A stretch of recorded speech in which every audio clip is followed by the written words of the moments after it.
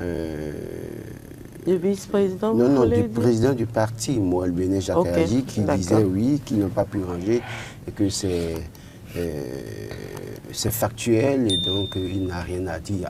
Apparemment, c'est ce qu'on peut comprendre de ce qu'il dit. De ses propos. De ses propos. Il est le président du parti, Moël Béné. Donc là, on n'a pas la réaction du président du parti, les démocrates, qui est Boni Yahi. Bon, encore, même s'ils ne réagissent pas, on a pu voir comme un tract circulé hier des propos qui ont été attribués à Eric Ondete, vice-président du parti, qui est monté au créneau et qui a démenti ces informations. Voilà. Et donc, oui, s'il y a une lecture à faire par rapport à ça, parce que oui, on a eu quand même des informations, un certain nombre de choses, des gens qui ont essayé d'expliquer un peu comment est-ce que ça s'est passé, cette question de 120 dossiers incomplets, pièces manquantes, évoquées par la Sénat, des gens du parti, des membres du parti ont parlé.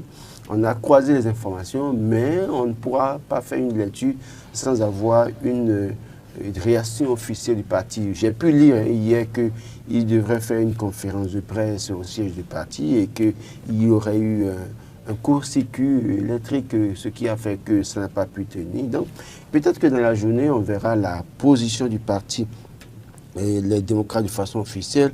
C'est vrai, et déjà, la première chose qu'on peut dire, ils disent que c'est malheureux pour le parti et les démocrates parce que ne pas se retrouver dans la liste, dans la liste des potents, en tout cas des candidats, pour les candidats à la présidentielle, et là maintenant pour les communales, ça arrive également. Qu'est-ce qui va se passer pour les législatives, sachant très bien que des députés qui étaient en passe d'être alignés encore pour être députés ont démissionné déjà du parti.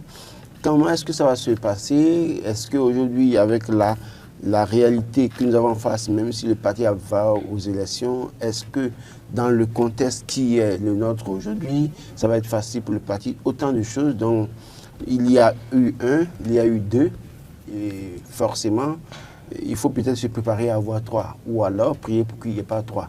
Et comme je le dis, c'est que quand on regarde un peu l'évolution de la politique au Bénin de 2016 à aujourd'hui, je vois que ce parti a perdu beaucoup de plumes.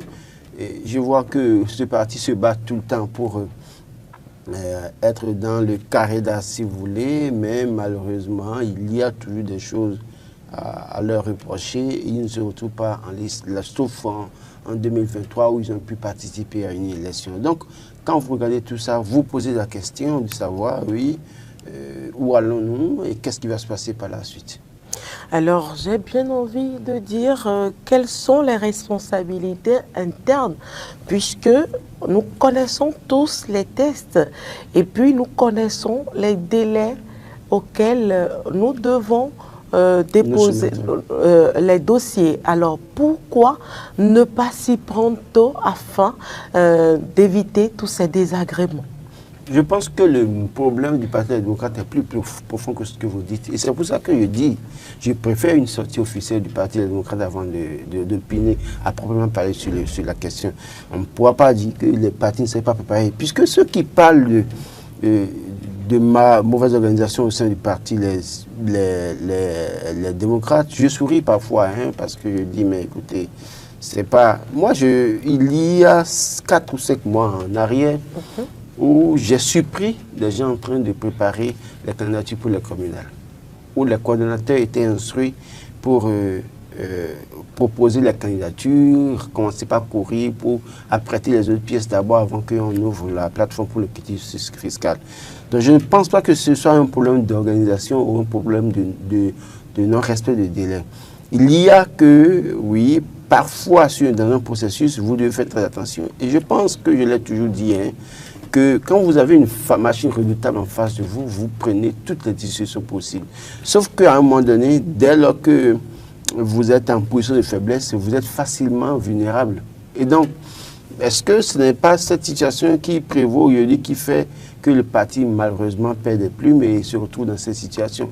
Écoutez, quand on évoque la question des 120 pièces, et puis après, on voit la deuxième personne d'ailleurs interpellée dans cette affaire de falsification a été déposée selon les dernières informations que j'ai reçues.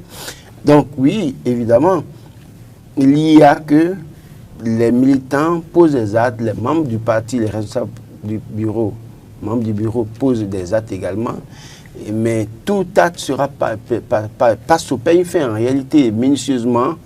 Tout ce qu'eux ils feront seront minutieusement étudiés, analysés.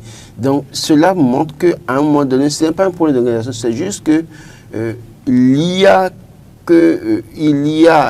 un manque d'attention, je veux dire. C'est-à-dire qu'à un moment donné, s'assurer de la qualité des éléments, des membres qui doivent considérer le dossier et s'assurer de ce que aucun d'eux ne tombe sous le coup de la loi. Parce que ce qu'on leur reproche aujourd'hui, cela fait partie des situations où ils ont produit des documents, des pièces, mais qui aujourd'hui on déclare être falsifiés.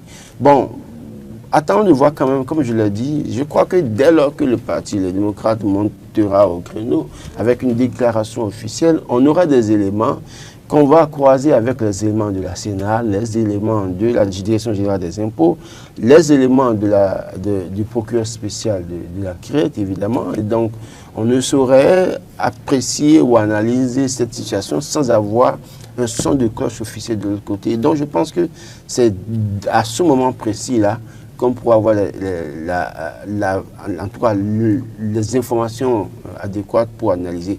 Quand vous regardez le Moël Bénin a pris hâte. En tout cas, quand je lis ce que Jacques Ayadji a dit, il a pris hâte.